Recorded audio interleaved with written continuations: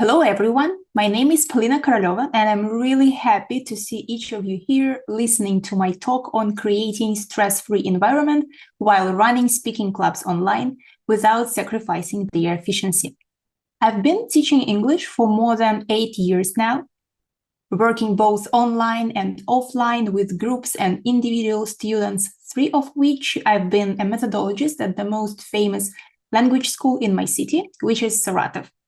I have certificates in IELTS, TKT and TESOL, and I'm not planning to stop here. I'm going to enhance my skills and develop my knowledge of both English and methodology, of course. Since there is plenty of stress in our everyday life, I'm sure it's time for us to get rid of it in language learning environment for the sake of our level of English and, first of all, our mood and, let's face it, mental health. So, speaking clubs here play a really vital role, for they are mainly set up for this reason, to enjoy the moment in English without any stress.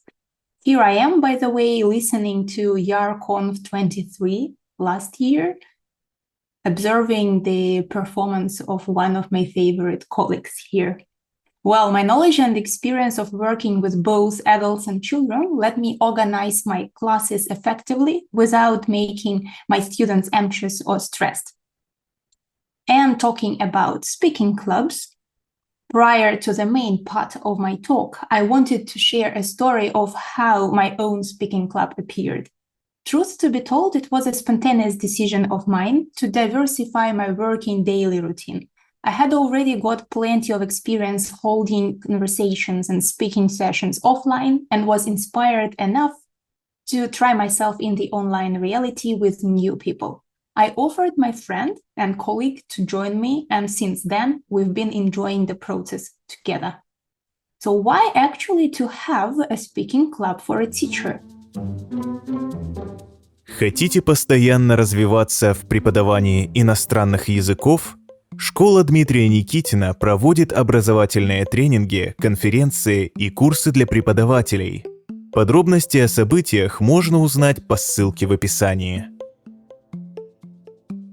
First of all, speaking sessions boost our creativity.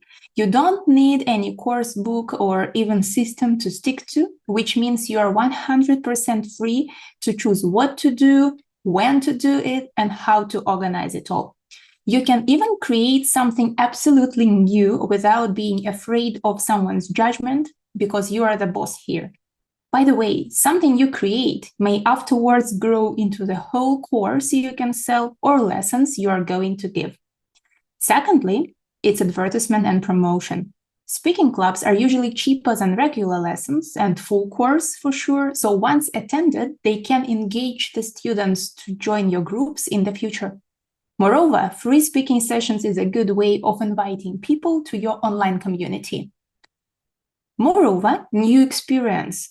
Anything new you create causes excitement, which is really pleasant and if successful, also brings you income.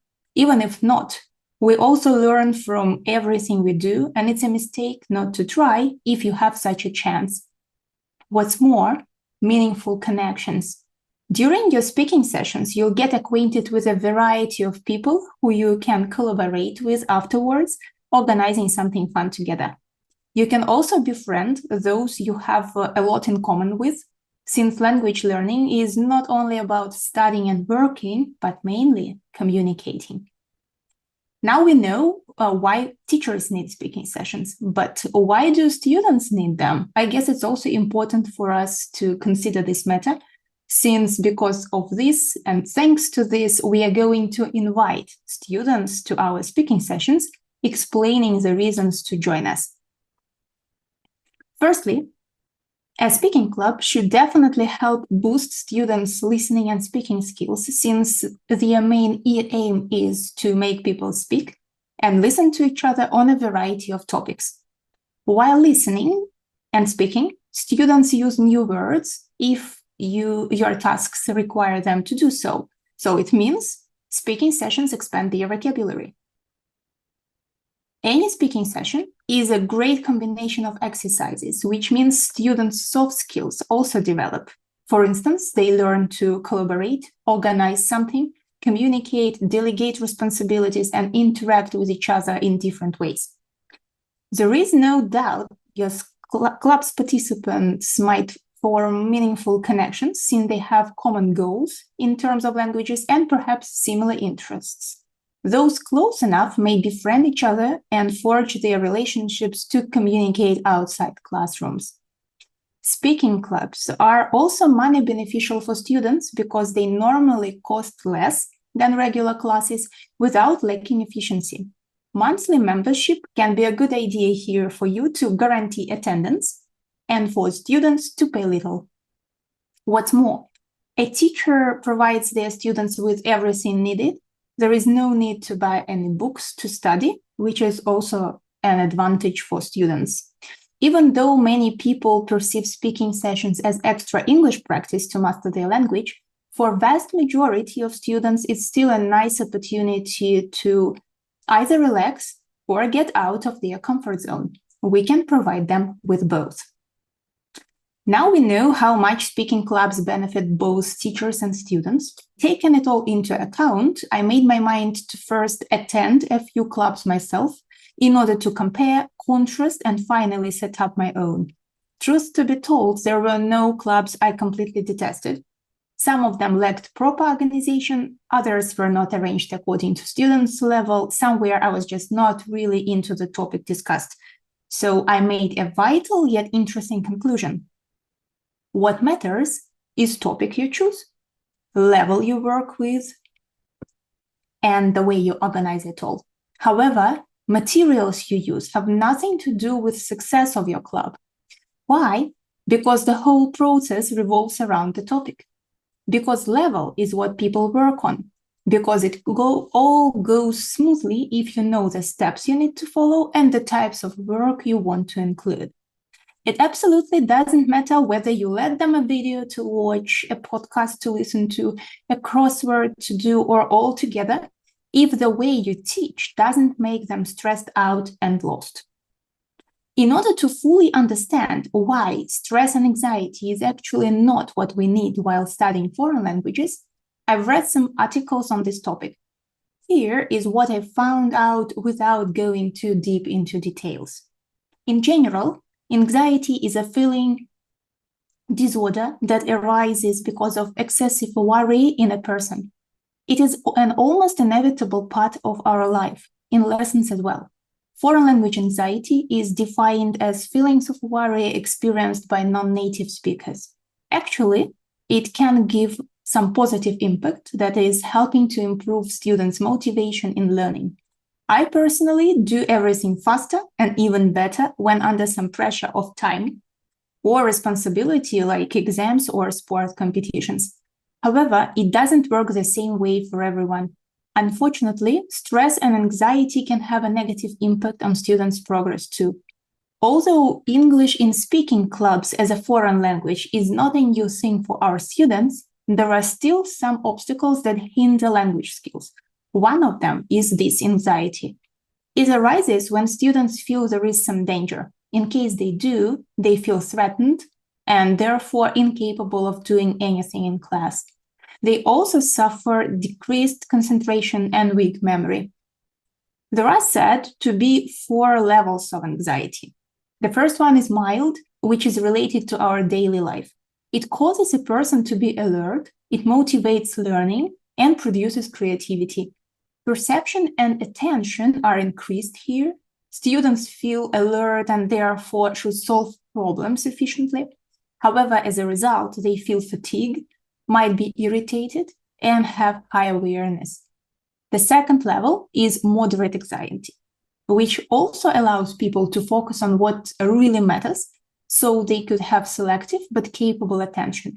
Possible manifestations here are exhaustion, faster heart rate, and narrow perception. At this stage, students cannot learn optimally due to decreased concentration, possible irritability, and impatience. The third level is severe anxiety, which affects students' perception greatly. They might focus on something detailed and specific, but then complain about vertigo, lack of attention, headaches, and even insomnia. The last and the most serious one is panic, which is related to fear and terror because of having lost control. People experiencing panic are not capable of doing anything directed. They find it hard to breathe, might get pale, burst out crying or screaming, or have hallucinations. To understand the reasons better and avoid making students anxious or stressed, it's useful to look at various factors that might affect and cause anxiety in foreign languages. They can be roughly divided into 4 groups. The first one is socio-demographic factors such as age, gender, academic achievements, experience abroad, and multilingualism. I guess each and every teacher has experienced this difference between people of different ages studying, perhaps between academic achievement they used to have before, whether they had already got experience in studying foreign languages or it's their first class ever, whether they can speak other languages as well or English is the only one they are going to study. The second group is situational. It includes all matters relating to class and social situations. Then teacher characteristics, their personality, the way they communicate with students and the way they teach them. Here, we mostly talk about teachers being open, sincere, pleasant, knowledgeable, because if a teacher is too strict and tends to raise their voice or shout, what I hope most teachers avoid doing nowadays, we cannot speak about stress-free environment. For sure, all students will be feeling anxious. And the last but not the least factor is a psychological one. Here we are talking about self-esteem, self-perception, and self-confidence. However, I'm not sure we can really influence the way students feel and the way they think about themselves. If they really do have some psychological problems, here I'd recommend to contact a specialist, a psychologist here. Хотите постоянно развиваться в преподавании иностранных языков? Школа Дмитрия Никитина проводит образовательные тренинги, конференции и курсы для преподавателей. Подробности о событиях можно узнать по ссылке в описании. Well, today I'm going to share really workable tips on managing this really precious thing, comfortable atmosphere while teaching and mainly talking to unknown people. Some of them may seem obvious, but once forgotten, the process might be irreversibly ruined. You can see a number of questions here, which I'm going to cover today. So have a look at the screen now, please. Run through all of them.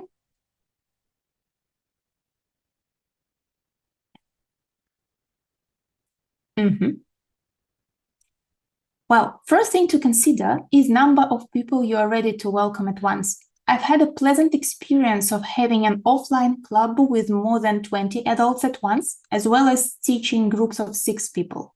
For a calm speaking club, I'd vote for a maximum of 12.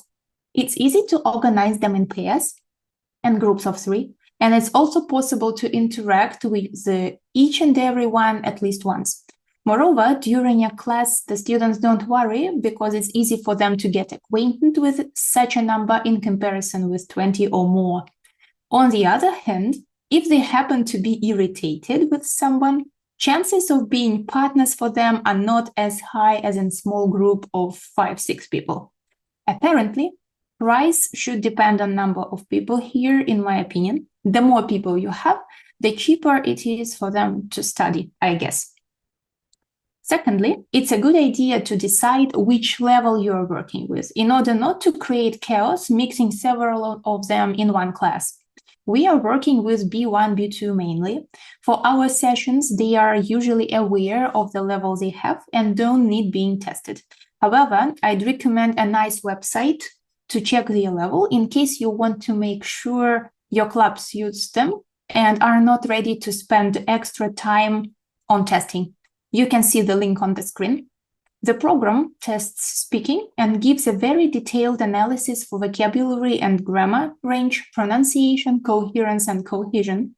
It's more than enough for a speaking club to attend. Talking about programs to use, I still opt for Zoom, even though I have got experience with working using different programs and I have nothing to say in order to criticize them. I'm just used to Zoom already. Moreover, this program gives us this valuable function of breakout rooms that we can connect to in order to check the way students talk and help if need be.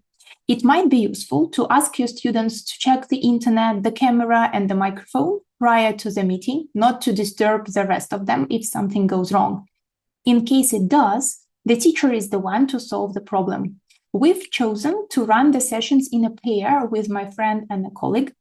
One of us is actually in charge of the lesson and the process, while the second one is the co-host, taking care of breakout rooms, technical issues, and assistance. Here, our choice is to make sessions as comfortable as possible. Our aim is not to make more money with them. Then, when everything basic is arranged, time to think of a topic to discuss. We meet once a month, so we have quite enough time to discuss and collect materials for our meetings. The more engaging, personal, and provocative the topic, the higher our chances to make people speak. Although it might be a slippery slope, be careful not to choose a conflict-provoking topic. The topic working wonders, judging by my own experience, are here on the screen.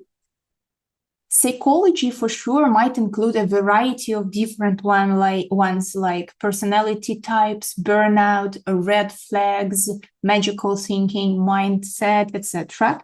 Like traveling can include places to visit, ways to travel, means of transport. Literature might include genres and plots. Relationships is not only romantic ones, it's also about friendship. Our feelings also can lead to a variety of talks, so it's up to you to choose here.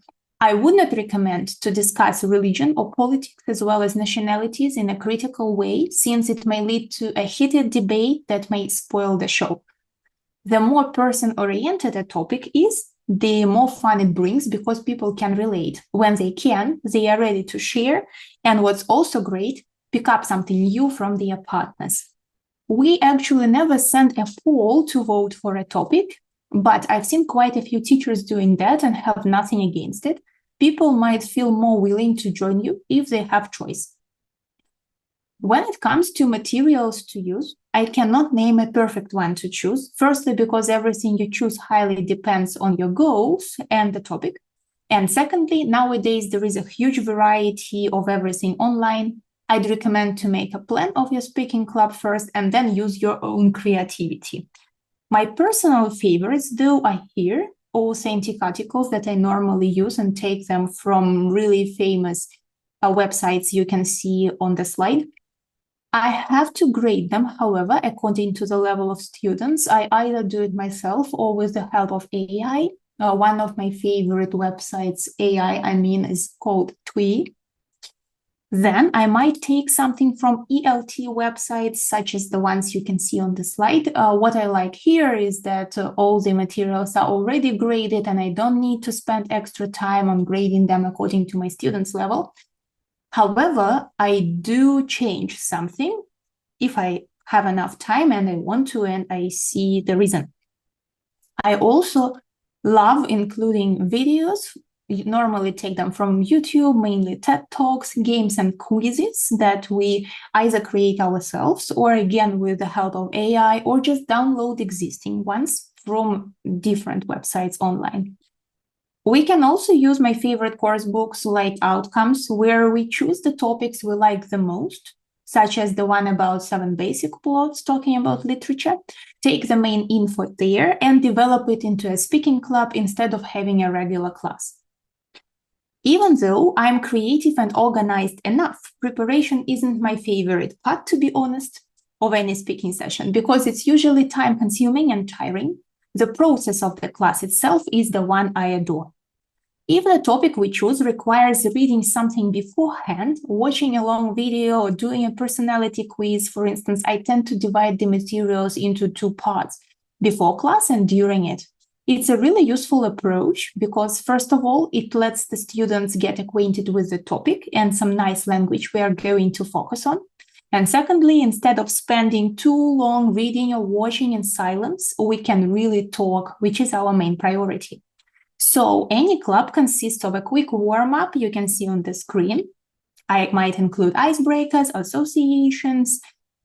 They can discuss their mood, like the ones in the pictures you can see from 1 to 9 talking about Simpsons and the way they feel.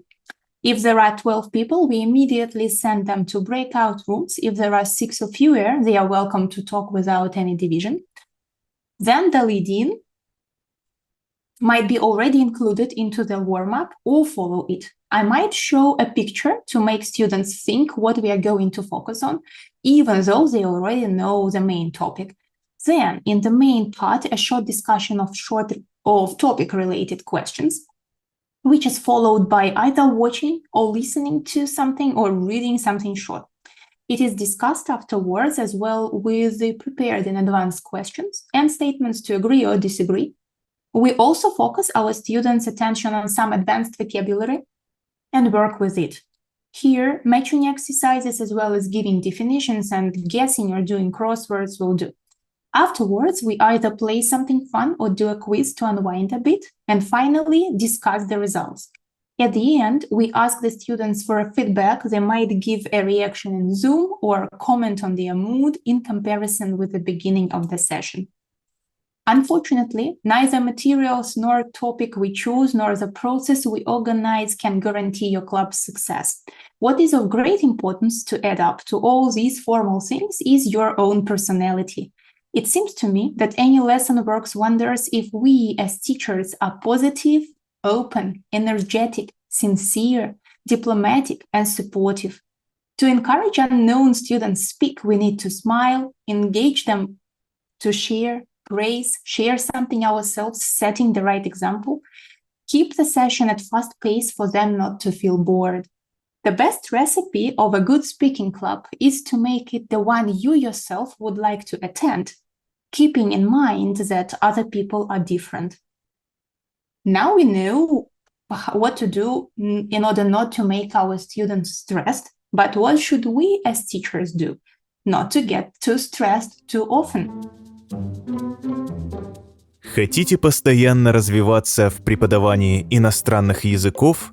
Школа Дмитрия Никитина проводит образовательные тренинги, конференции и курсы для преподавателей. Подробности о событиях можно узнать по ссылке в описании. First of all, it's a must for us to get ready in advance, which means choosing the program, materials, topic, and everything needed prior to our speaking session.